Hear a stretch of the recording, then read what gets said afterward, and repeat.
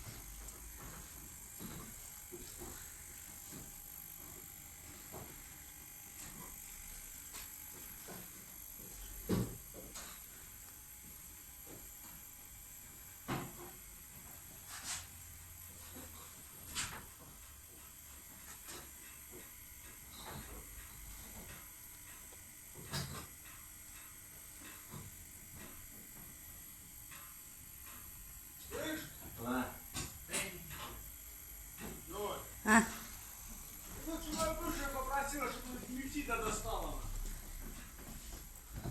Что? Сейчас будем допрашивать. Я вам мешаю? А?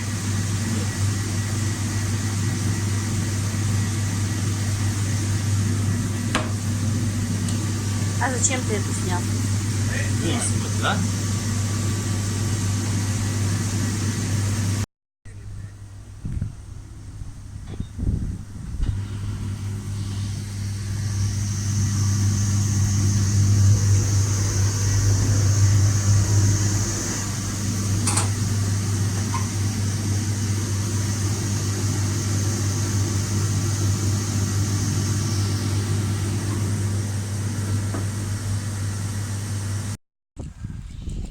Что это? Пару.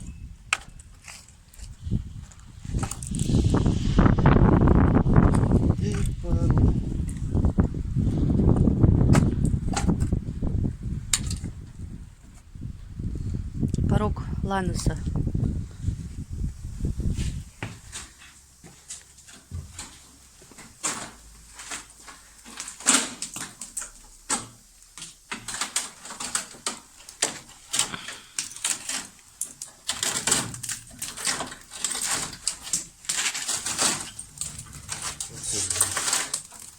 Я даже не знаю, как его останавливать, а создавать. Просто. Все.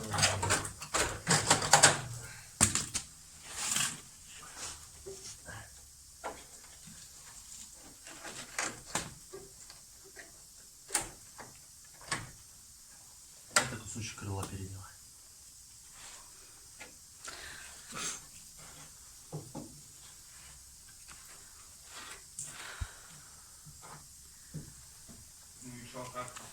Все печально. Все в говне.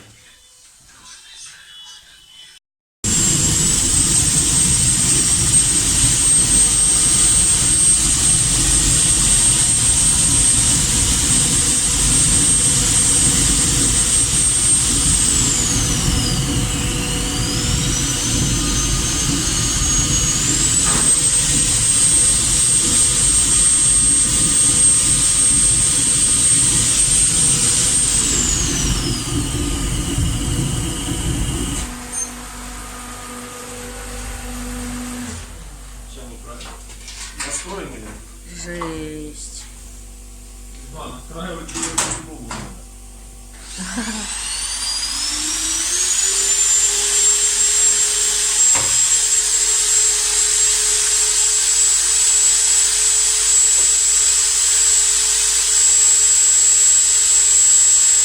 Кто за без перчаток работает? А? Без перчаток тоже работаешь? Без перчаток, говорю, работаешь? Ничему жить не учишься.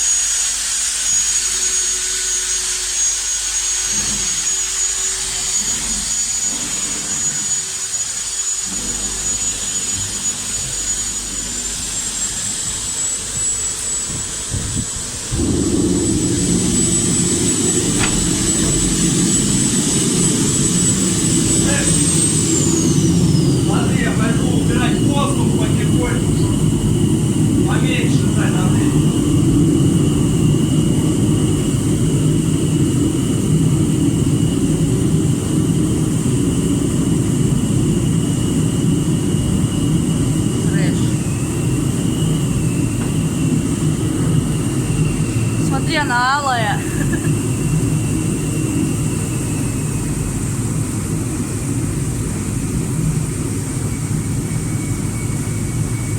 Еще? Давай еще трошки.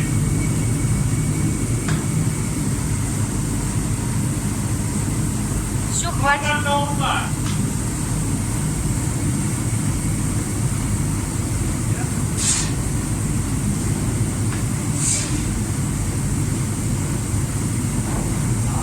Крепления там не сплавятся, блядь? Да не, она уже не сплавится. Вот теперь она работает по-человечески. Она так и должна? Да. А? Так. Она вообще так и должна была работать. Перчатки одень! Да здравствуй, стекло, бля!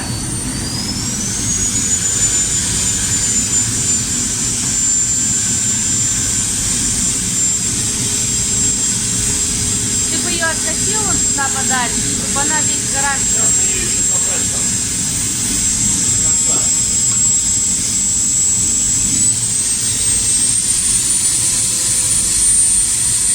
Специально хорошо.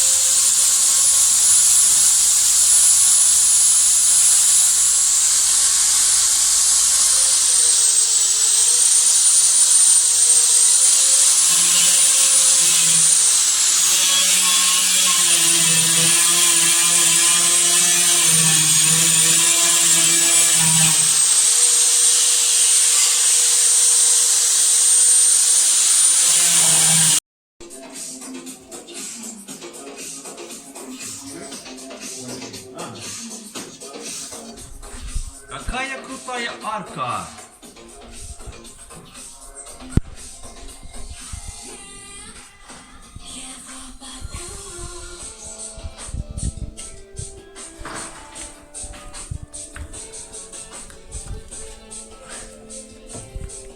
Все позгнило. Лонжерон отвалился. Ужас. Так что не обходится просто заменой порога, а? А где вторая головка из-под этих туманов? Я ее выкинул. Она сгорела. Как некоторые приезжают, говорят, мне просто порожек поменять. Не бывает такого. А если бывает, то очень-очень редко. Просто порожек. Пишет коробку из пневматических бронепроводов. Потому что наши коробки без. Какие выводы?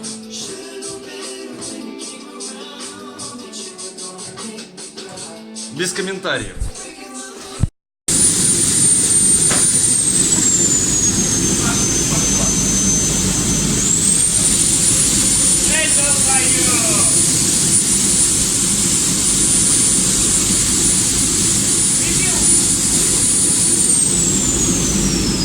Знаешь, этот маленький ребенок нашкодничает и стоит сразу.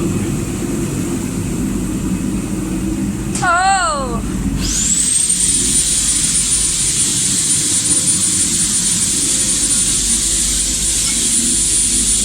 Знаешь, сколько тут стриптиз устраивает? Иди бак снимай. Я еще перед не заварил. И что? И что? Вот заварю перед. Там уже отверстие в гнальню заварено. Отверстие в гнальню заварено почти. Заварено почти.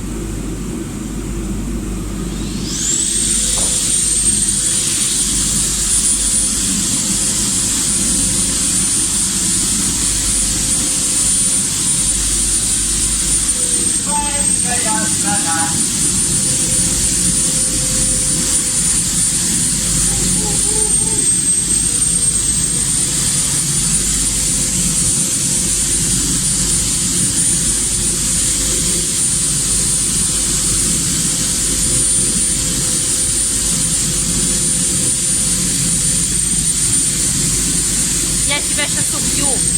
А? Я тебя сейчас убью. А что? Это что, блядь, за хрень? Это зеркало.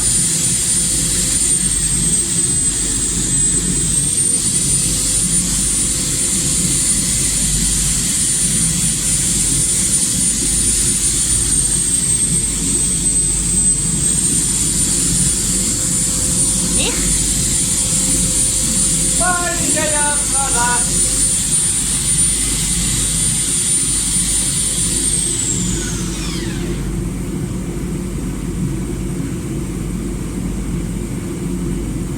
Да. Жарко не могу.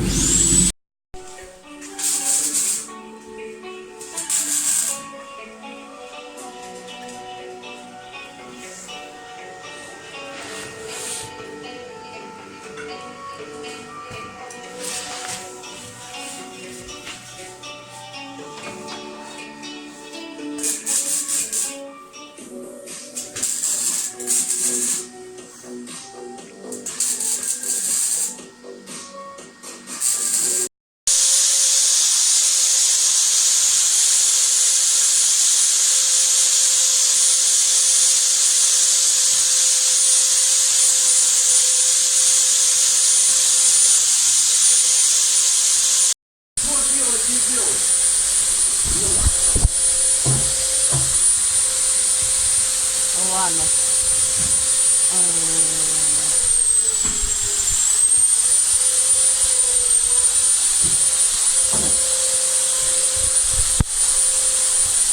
Скажите пару слов. Нахрен ты на фонариком не тусуешь? Говори Что там сказать? все, что есть. Что? Все, что можно, нельзя. Все, что можно и нельзя? А мультиплаться можно? Можно. Да ты что, правда?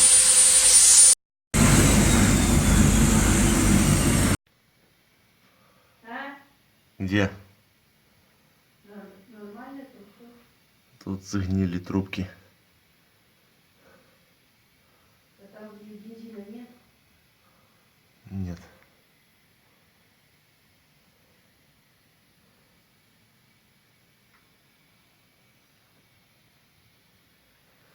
Тут все подгнило, все, что только можно.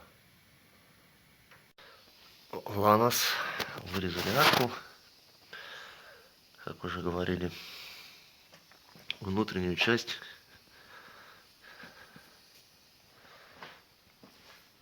Сейчас будем подгонять вот ту новенькую арку.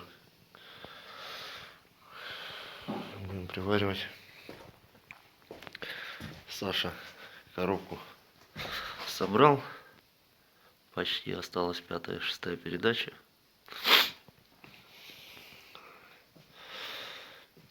Будем устанавливать на машину туда, как она соберет.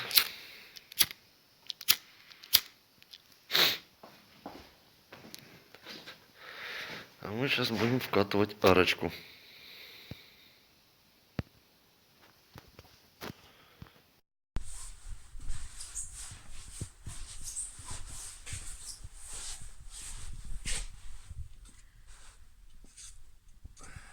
Вкусненько выглядит, однако. Можешь ебануть шпателечек. Мата можно, Немножечко. любя.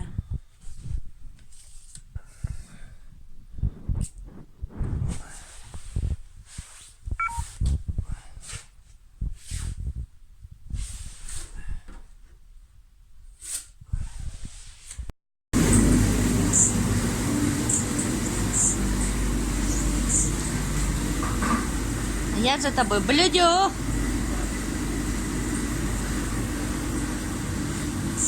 Че, все? Трактора надо убрать вот эти и все. Вот это, вот это, вот это, вот это, вот это. Нифига ты белый. У тебя голова вся белая. Седой. Все, в пыли, все в пыли.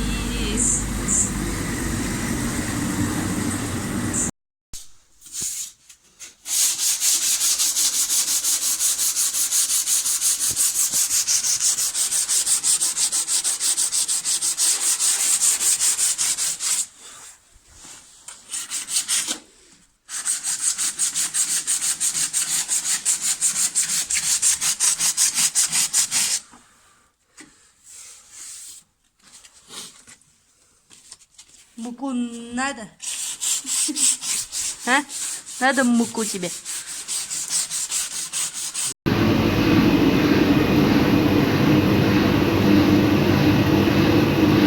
Так, начали первые слои шпатлевать. Ямочки подвыровняли. Шов, который проходит здесь. Здесь новая арочка у нас сварена.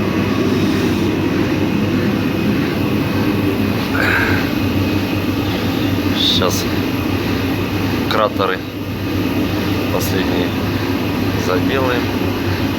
Там тоже у нас все заварено. Надо будет сейчас все обтачивать, обрабатывать.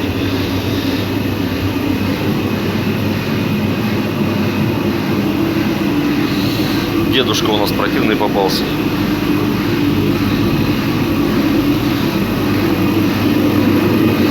Это ВАЗ-2112. Восстановленный. Тоже надо обтачивать все. Проект очень долгий. Машина будет собираться с нуля, вообще с нуля. Посмотрим, что из этого получится.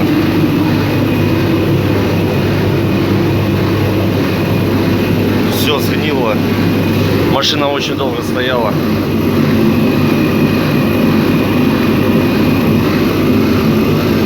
Очень долго стояла.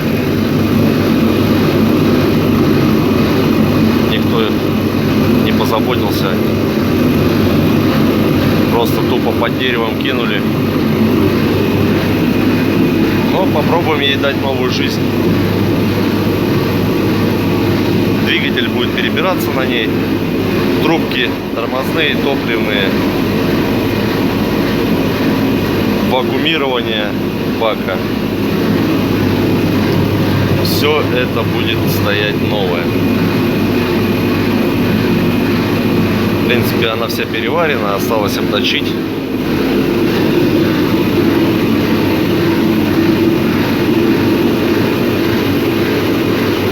Лонжероны впереди были сгнившие, но мы как бы их воссоздали. Вот там шов видно, не обточенный.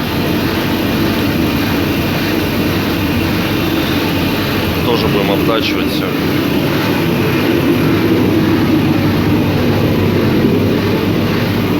Многие люди спрашивают, а почему так долго?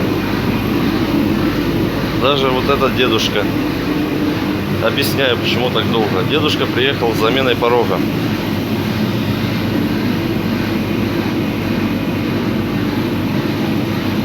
Говорит, просто поменять порог. В итоге, когда срезали порог, под этим порогом ничего не было. Ни металла, ни лонжеронов, ни усилителей. Ничего. Покупать это все дорого для дедушки. Ну вот. Днище новое варено. Тоже обтачивать надо. Тут. Стакан сзади вареный.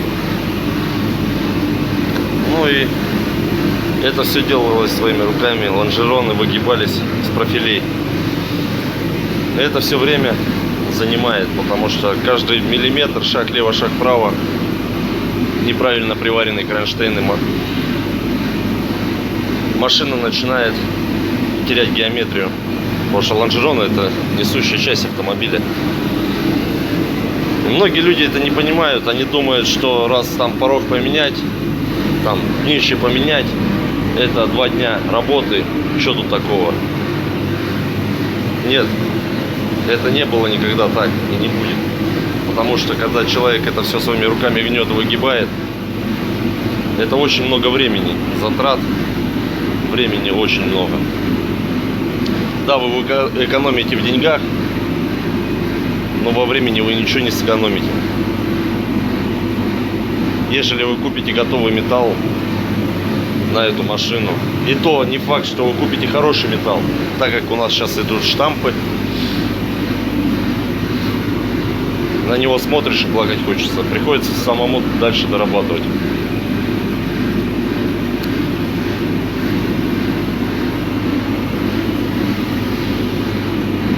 Как-то так. И люди не понимают этого. Просто людям стараешься делать все нормально, качественно. А вот эта спешка, я не знаю, к чему она, для чего. Прежде чем пригонять машину, люди должны понимать то, что факторы разные влияют на скорость. Можно сделать тяп-ляп быстро, за неделю буквально. Но оно ж отвалится через месяц, и он приедет, скажет: вы такие плохие, вы мне сделали плохо. Он нам скажет, еще и растрезвонит полгороду, половина городу, где делалась машина, что делают там говно. Хотя человек сам, допустим, просит, чтобы этому сделали как-нибудь, что-нибудь. С этим уже сталкивались один раз. После этого сказали: либо мы делаем хорошо, либо мы не делаем вообще никак. Да, есть много факторов, которые влияют, что бывают такие случаи, что люди возвращаются по гарантии. Не исключено. Компьютеры ошибаются, человеку свойственно ошибаться. Мы, наверное, единственные, которые делаем гарантию, даем гарантию на выполненную работу в Брянске, потому что с кем бы я ни разговаривал, все смеются, говорят: зачем вы даете гарантию? Эта гарантия вообще ни к чему.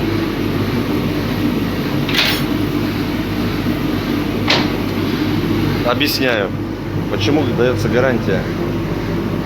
Я не знаю, почему в других сервисах не дают гарантии. Не знаю почему. Мы даем гарантию, так как мы стараемся, не стараемся делать плохо, стараемся делать хорошо. Как-то искать компромиссы, чтоб людей не грузить на деньги.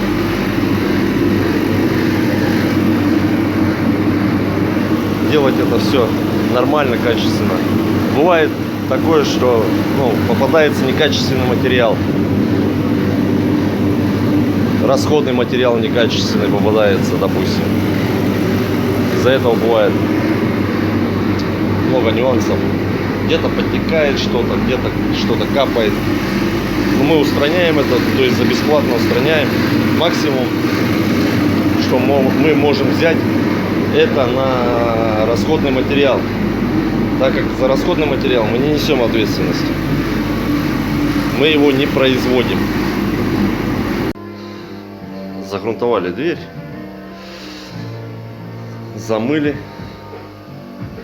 Крыло покрашено, лежит уже все, блестит, все красиво. Дверь ждали долго, с завода, оригинально. Приехала к нам снова Сузуки.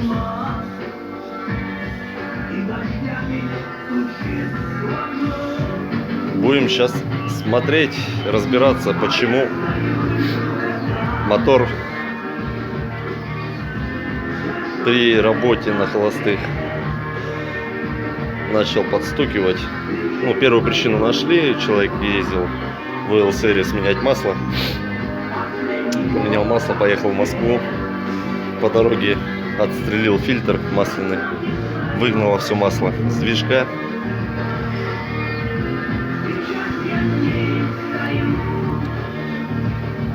Притащили его сюда, разобрали.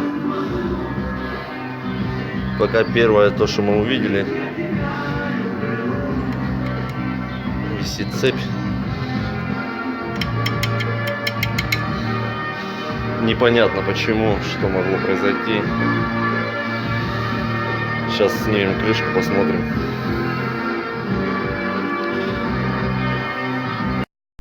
Ладно. покрас двери. Все блестит. Шикарно. Шикарненько. Без шагрени. Зеркало.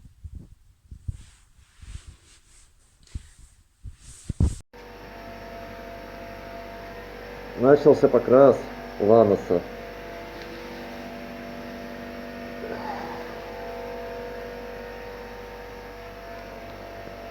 Все только первый слой.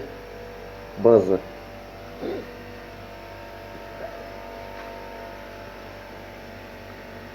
В гаражных условиях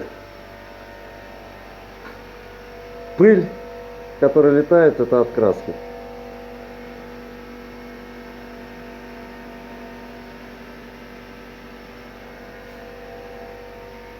Посмотрим, что получится.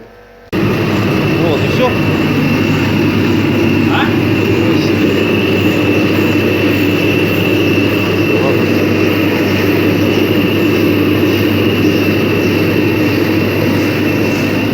Все блестит, все сияет.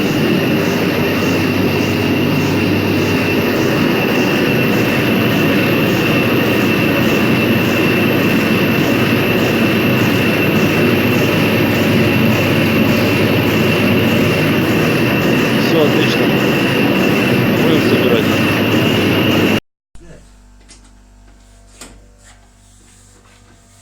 Шесть.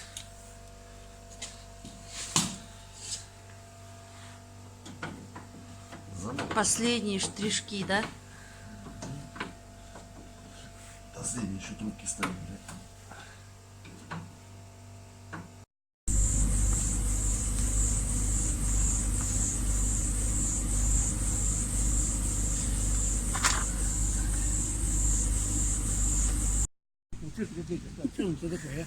Ну, а вы что такой были? Все нервы вытрепали. Слушай, и вот я говорю, вот елки-палки, а. Ну а как вам работа? Нормально? Да нормально, сойдет. Блестит, блестит. Ну ладно, это Отражение видно, видно. бывает же такое, елки-палки. Ну, может, подделка не шить, потому что она у него одна была.